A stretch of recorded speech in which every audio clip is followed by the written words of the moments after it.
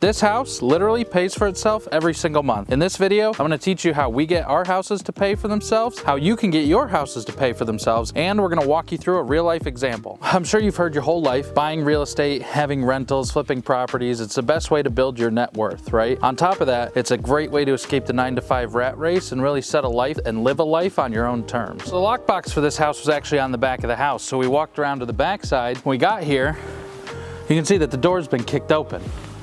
Step one, find the ugliest, oldest, worst house you can in the best area you can afford. If you look above me here, you can see that the ceiling's falling in. We've got old linoleum, we've got real hardwood, then we've got some cheap carpet.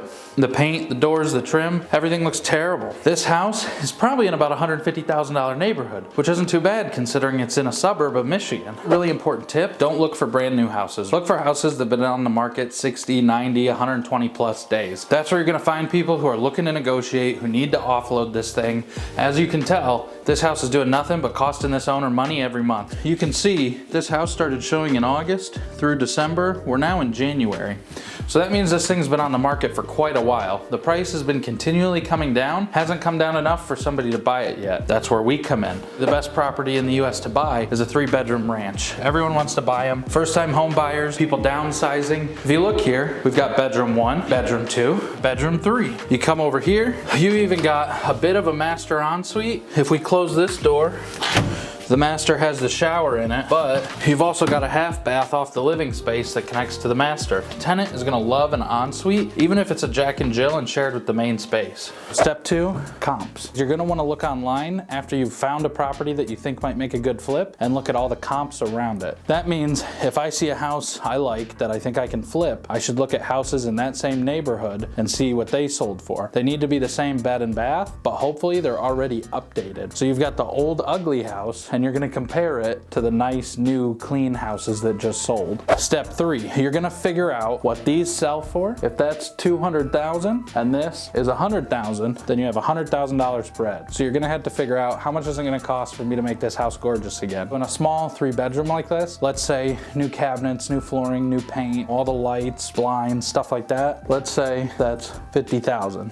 If that costs you $50,000 and you've got a $100,000 spread, you just subtract it and you got a $50,000 profit. Not over improving these things is a huge thing to keep in mind. If you look at these cabinets here, they don't match. What we want to do is make sure they match, make sure they're new and they're nice, but we don't have to get custom $10,000 cabinets. You can go to Home Depot, you can buy some nice soft close cabinets for $300, $400, $500. You only need about 6 or 8 of them. Same thing here. We don't need custom tile throughout this place. We don't need a $1,000 massive vanity. We need a $300, $400 vanity with a nice cultured marble top to match whatever we put in the kitchen. The nice $100 dual flush toilet, and we'll put some nice tile down. You know, 4 foot by 2 foot tiles. You probably only need about 8 or 10 of them. So your cost isn't much, but it's gonna look way better. One thing people don't talk about too often is under improving. This is about the worst shower surround you can buy. It's literally just glued to the wall. If you're trying to sell this house or rent a nice tenant in this house, then you do not want the cheapest stuff you can buy either. But you don't have to do custom tile patterns with $18 a square foot tile. You can do a $1 a square foot tile. The cost of the tile is probably only about $500, $600 with the grout and everything. Just do it. It's gonna look way nicer and it's not a super expensive fix, but it's still gonna be nice and it's gonna be tile. It's gonna look good. Step 4, like the video, subscribe to the channel so that you can keep learning. Step 5 is you're just gonna do the math. If this house is selling for $100,000, but it's worth $200,000,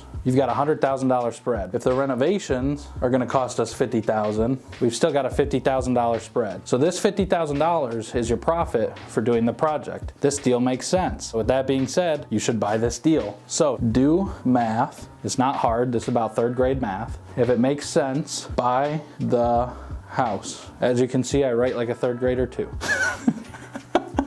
We came back about a week later. We forgot to grab thumbnails while we were here, and we came in and we saw that the whole roof fell in. So you can best believe that this is gonna affect our negotiating price. Now, someone like me, when you look at this, I'm not too worried about it because I know how to put this back. I know what it's gonna cost me. I know what I need to take off the purchase price. The more stuff you can find like this that looks crazy and is gonna scare people off, the better deal you can get as long as you're confident in your ability to put it back together. All right, now let's get back to the video.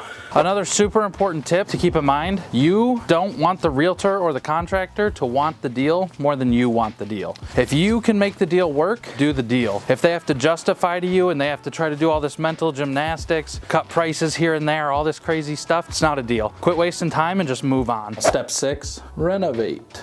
For most people in investing, this is more of the easy part. They're not gonna do the renovation themselves. They're not gonna touch it, whatever. If you wanna make this number lower because you're a newer investor, which remember this is your renovation number, you can always do the work yourself. Pick a market that's close to home. I live 19 minutes from this property, so it's essentially in my backyard. I can very easily manage and keep this project moving, or even do the work myself. If I were to go into Detroit, that's a 45-minute to an hour drive for me. Make sure that when you're looking, you're starting in your own backyard where you're comfortable with the market and the area. Big part for this. No matter what happens in every house, in every project, something changes, something goes wrong, even when we renovate our own houses that we flip personally. So renovations usually gonna take longer than you expect, always gonna cost more than you think.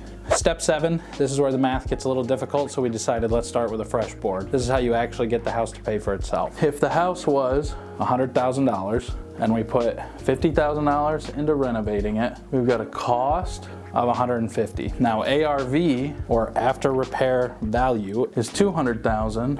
We just do the math in the reverse, right? So it cost us $150,000 all in. 200 minus 150 leaves you with a $50,000 profit. This is considered taxable income. Off the top of my head, I think it's like 30%, so that's roughly $15,000. So at the end of the day, you're gonna have a $35,000 profit. Now, that's pretty nice on $150,000, right? That's a 20% profit. That's a pretty good return. This is if we're gonna sell it. But if we're gonna refi, which stands for refinance, let's say this house is worth $200,000. The bank will give you 80% of the value of that house in return for you putting a mortgage on it. So you're gonna go times 0.8, which is 80%. It's gonna give you $160,000. So if you put in $150,000 and the bank gives you $160,000, you actually made $10,000 doing the project. And the big kicker here is you still own the house. So in this one, the house is gone. You sold it, no more house. This one, you refinanced it. There's a mortgage on it now, but you still own the house. This money here is also tax-free because it's debt, it is not income. So this $10,000 here is money in your pocket. Now on top of that, this is a 3-bed, 1-bath, ranch style home, my favorite type of home. Let's say that that rents out for $1,500 a month because in the local area, that's what it goes for. Now, on a $200,000 mortgage with 20% down, the monthly payment is $1,050 with taxes, insurance, yada yada. So you just made an extra $450 a month. If you do what I do, you use a property manager, you're gonna have to pay them. You're gonna pay them 10% of this number. It's gonna be another $150. Now you got $300 a month cash flow, assuming nothing breaks. Something will always break.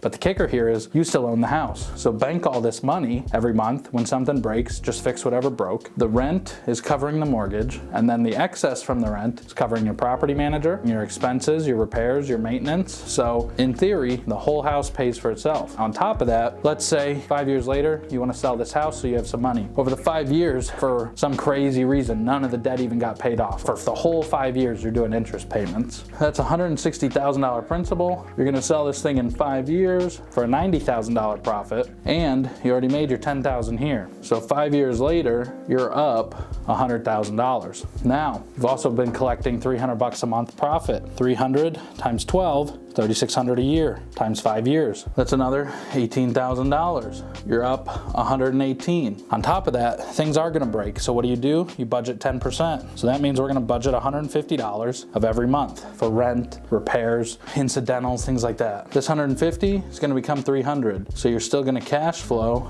$150 a month after mortgage, insurance, taxes, property management, repairs, vacancy, everything. You're still making $150 a month. So let's chop this number in half, right? And say, oh, we lost half our cash flow. Still making an extra $9,000. That's $109,000 that you made on this house that you only put in $150 on. So in 5 years, you almost doubled your money, which is pretty good return. The part we're not gonna cover, because it's a little more in-depth, is you get a ton of tax benefits for this to make this number even bigger. This is the step-by-step process of getting a house to pay for itself. This house is listed at $84,000. The neighborhood is worth anywhere between $125 to $150 depending on the size. It's been listed for, like we said, months. The price has dropped a little bit, but just because it's listed at 84 doesn't mean I'm gonna pay 84. I think with my costs, everything else, the profit I wanna make, I can realistically pay $70,000 for this house. So I'm gonna offer them $70,000 cash, and either they take it or they don't. I'm not moving on my number. Either they're gonna sell the house or they're not. This is a real life example with real numbers at a real property. If you wanna see another one of these where we went into it briefly but showed you more of the construction side of it, click right here.